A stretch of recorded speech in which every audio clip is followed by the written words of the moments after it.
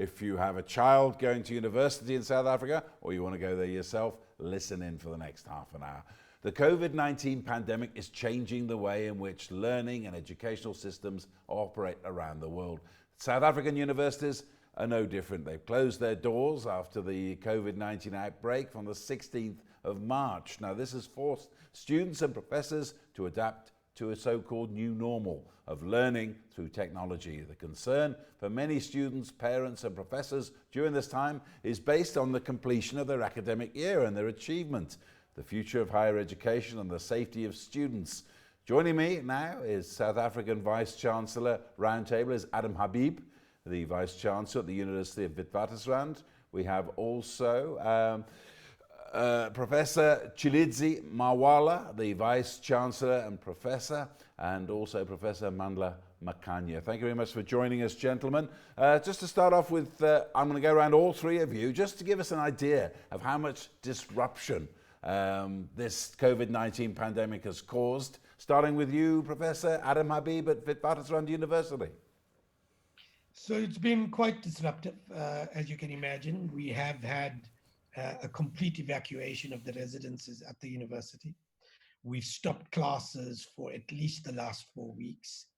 We've spent the last couple of weeks adapting to reorganize our learning process. Most of our academics, our professional and administrative staff, have been working on reorganizing the curriculum and establishing a kind of emergency remote learning online. That began about 3 weeks ago, and it has been going on for the last 3 weeks. We are quite surprised how well both our academics and our staff have actually reacted to that. So there's been a lot on the online teaching front. There's been quite a bit of work on research, everything from research on vaccines and drug therapies, enormous amount of work on modeling, on how the pandemic is likely to evolve, lots of work on economic policy making. And then a lot of our students and staff have begun to do service. So we've begun to produce, if you like, protective equipment for nurses and doctors in hospitals. We've been creating masks. We're working on ventilators, etc. So there's been an enormous challenge, and there's been an enormous significant response from all sectors of the university community.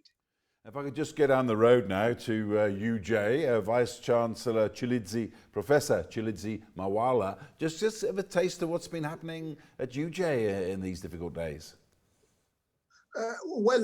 At University of Johannesburg, we are now online. This week, 98% of our students have been accessing material online. So we have moved from contact teaching to online teaching. But I have to put it up front that online learning is not where it is supposed to be across the system. We are not doing any fancy stuff like virtual reality, which is really where online learning is supposed to go. You are supposed to bring that lab into your living room instead of just showing a video. So the material that we are giving to our students is really in the form of video where they can interact, obviously, but it is not where it is supposed to be. And secondly, we have people who are battling to access this online material.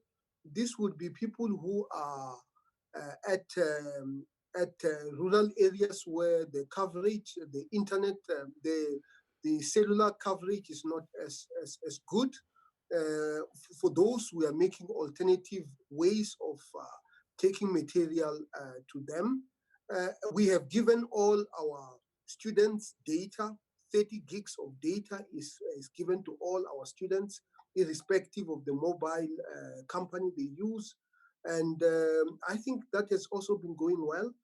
On the research front, last week, we produced a prototype for a ventilator, which was covered quite extensively in the media. And we are basically also making sure that our country is prepared to be able to deal with the epidemic.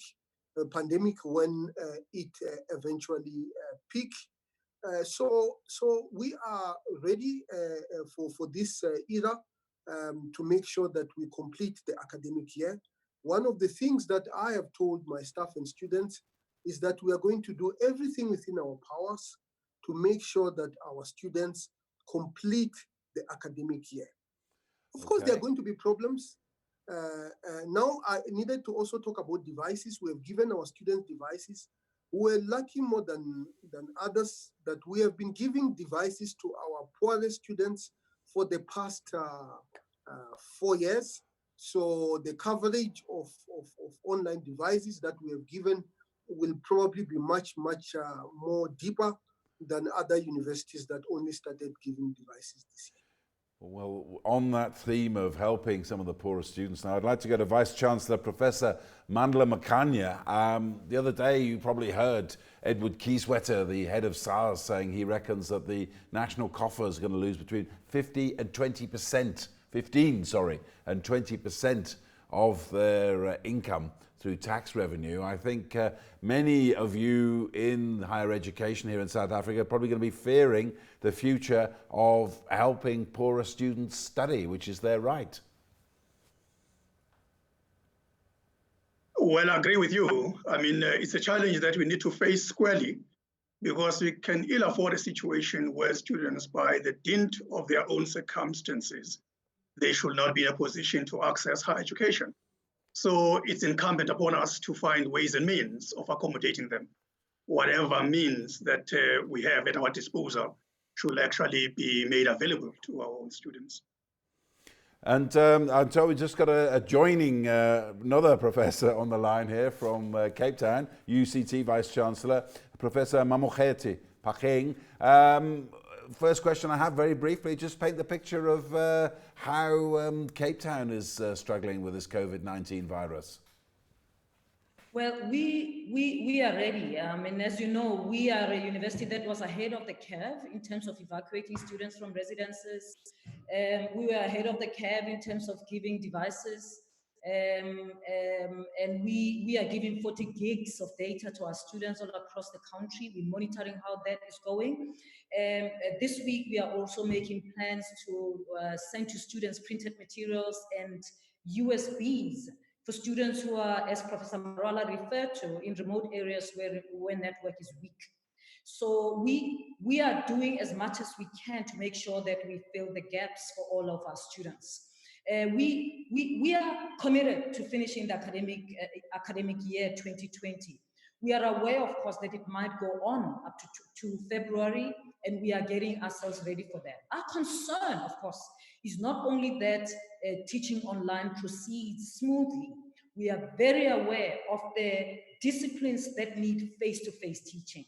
Disciplines in the humanities, we've got a lot of them. As you know, we run the best opera school, we've got drama and so on, and dance and art.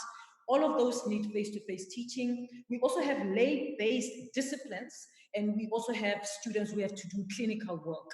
And so we are making plans. We've got a plan in terms of phased return of students, starting with students doing clinical work, and phased return to face-to-face teaching. We're also doing separate a phased return to residents, and we've got principles clear on that. In terms of teaching and learning, of course, like you, Jay, we've been giving devices to all NSFAS students. They've been getting laptops.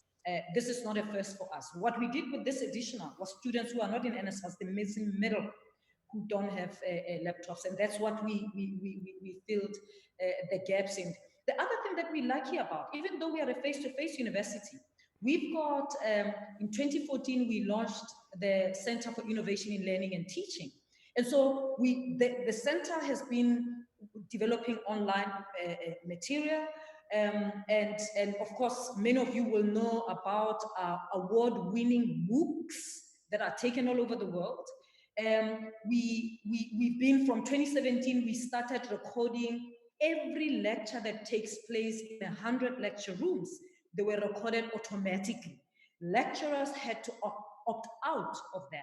So when the lockdown started, the lectures were recorded already, and we were recording them as a way to support students' teaching and learning and improve learner success.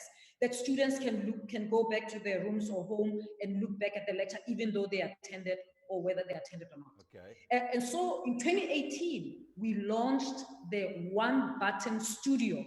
Yeah. That was lecturers could go in there and record their lectures. And so as soon as we started evacuating students, more and more people came to the One Button Studio. As you know, we ran webinars for our academics on teaching online. So we're not starting from scratch. We're starting from a good base for a face-to-face university to doing work on online. As Professor Habib said, I mean, the pandemic has also sparked a lot of research work. I mean, interestingly, I have started looking at research activity.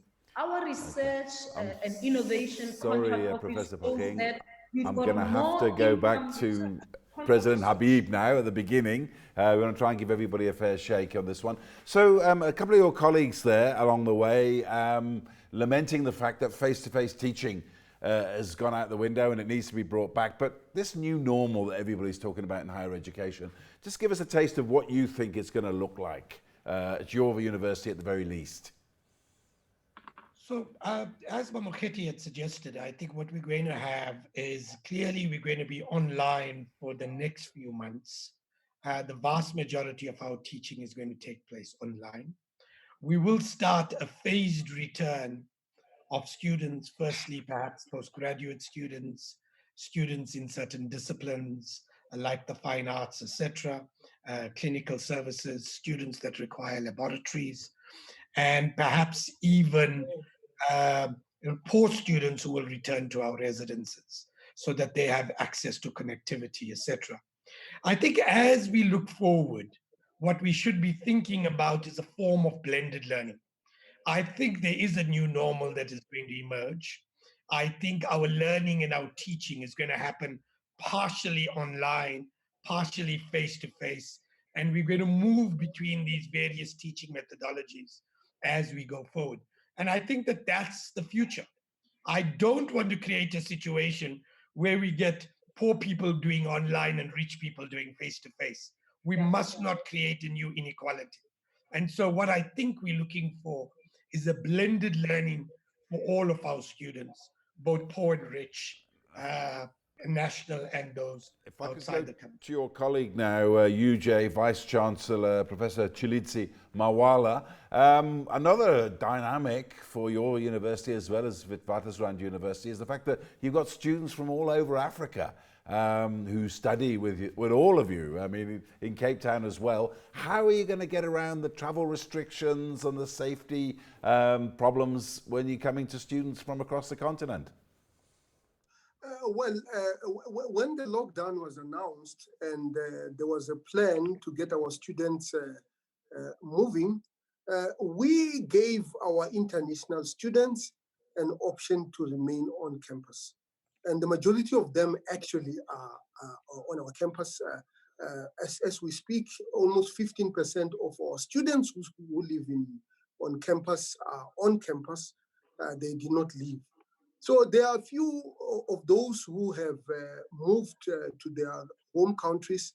And we know that in the post-COVID movement of people across the border is actually going to be severely restricted. You know, I even imagine that in the new order, when you get a visa, you probably will have a chip so that people can be able to track your movement when you go to other countries. That is why the issue of online learning, research through online platforms becomes very, very important so that we do not lose the students who would otherwise not be able to come to South Africa because of restrictions. I'm going to go to you now, Professor Makhanya. A lot of talk also about regulatory changes. What changes do you think the South African government might have to look to in terms of higher education to help your institutions cope with these earth-shattering changes that are in prospect?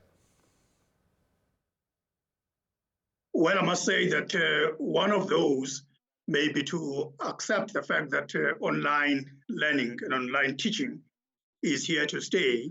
And for that reason, the question of the funding of students who are either in contact universities or the universities such as UNISA, which is a distance education university, must be understood as having shifted from the way in which they used to operate in the past.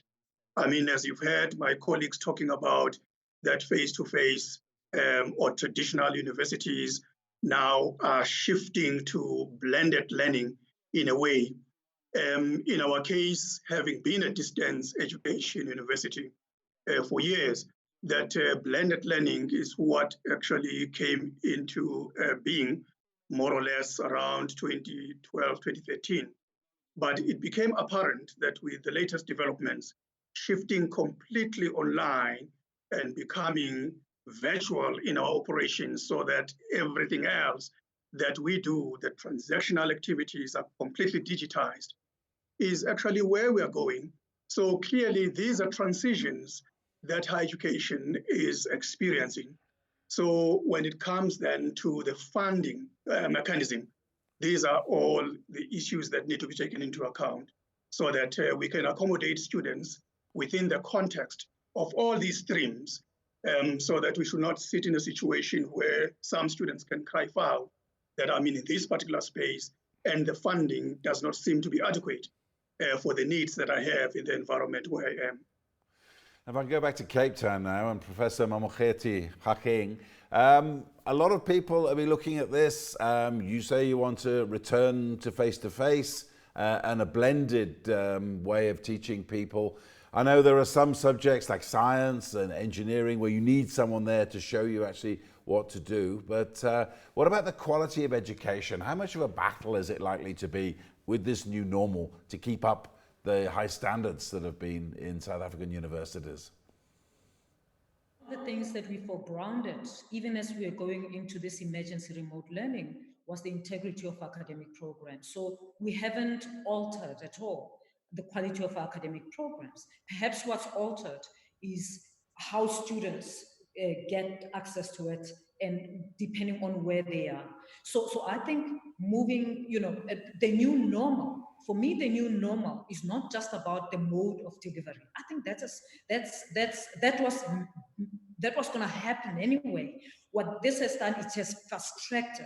But I think the new normal is going to be about rethinking the purpose of residences. So why do students need to come to residence? I mean, my suspicion is even as residences open, there will be students who will desperately want to come back to res, and there will be a lot of students who are at res who don't want to come to res, either because of their underlying medical preconditions or because they just feel it is not safe health-wise. And so Adam talks about the divide, and my thinking about the divide is actually it's going to be different. I worry that we might actually see the poor students are the ones who come onto campus because they need residence, because it provides a conducive environment. Even if they learn online, they want to be at residence because home doesn't provide that space.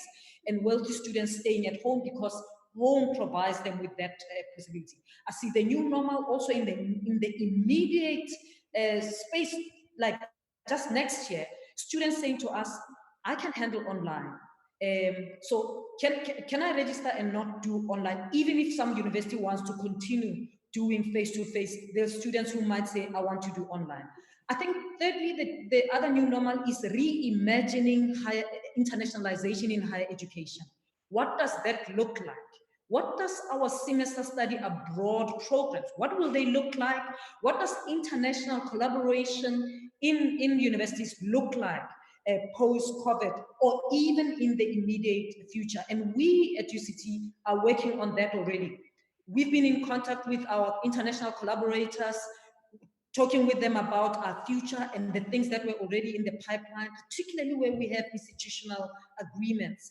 And we are already reimagining our international collaborations, and in the light of the fact that travel might not be as easy, or even that academics and students might not be willing to travel in the immediate future. And we would still want to remain a global player in research and teaching and learning. And so we are working on all of those things whilst we are navigating online teaching and learning. Okay, Mamokgethi Phakeng, we'll be coming back to you for a quick comment before we leave, but go back to Adam Habib now. You were listening to that. Just to give me a quick reaction and just your closing comment.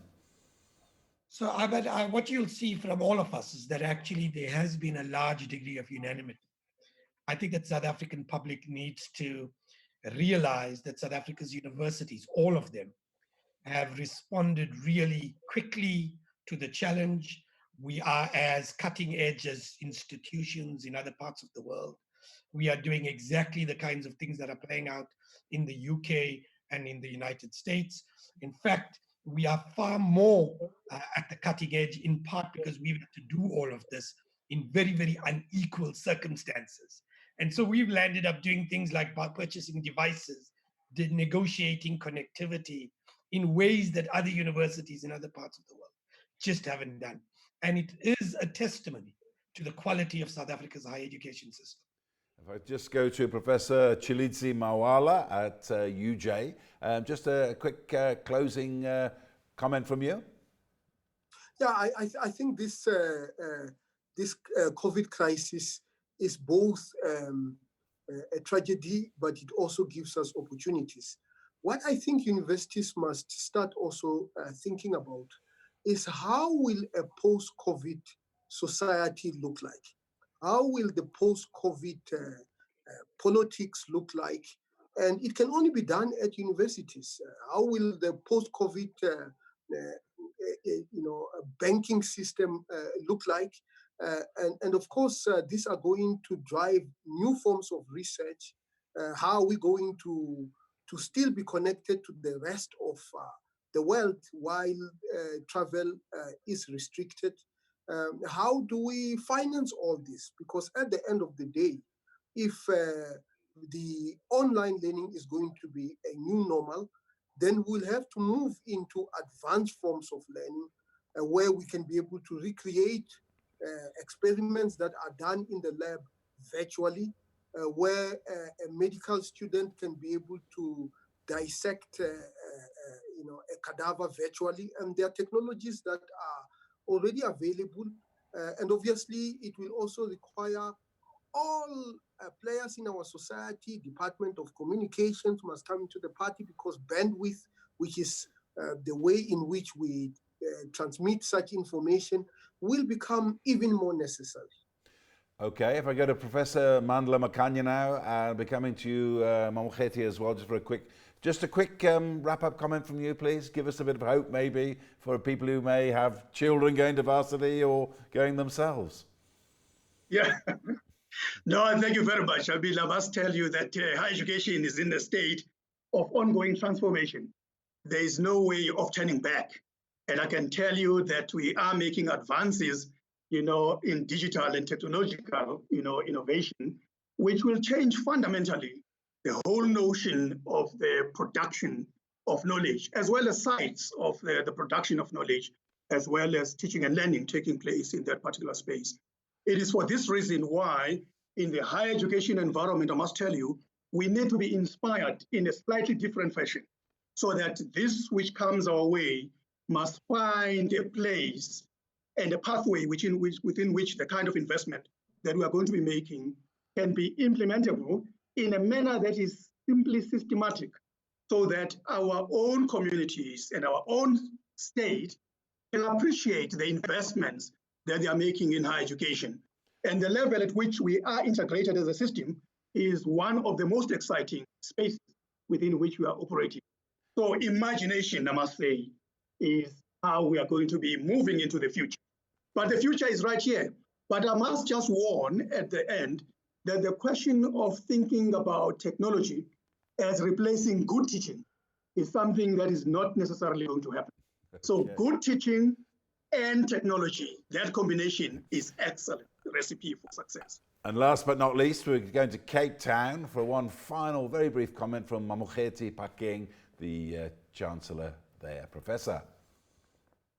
Very brief. I mean, here's the thing. I think COVID is good for us, for higher education. I think we needed this crisis because let's tell the truth. Vice-chancellors, let's tell the truth. Universities are generally change adverse. I've been at pains to say we've got to disrupt ourselves. And when you talk about disrupting ourselves, people get scared. University leadership is even scared of social media and what you can do there. So sometimes disruption is important. And I've been saying disrupt ourselves. What COVID has done, it has made some of our jobs easier. We don't have to disrupt ourselves to think outside the box anymore. We've got to think outside the box because, in fact, the box is gone. So I think it's good because even the people who've been scared of social media, whatever, are now going there, seeing the potential. Even people who've been scared to work online all the time are now going there because that's just the way we have to exist, even if it's for a few months. My view is that higher education is going to emerge stronger because there are things that we know needed to be done, but we were going slow in doing them, and now we have to do them. There's no other choice. So I think in this crisis, I don't only see danger, I see a lot of opportunity, and I think we're going to, many of us institutions are going to go forth with the opportunity and grab it and make the most of it. So we will emerge stronger, certainly for UCT.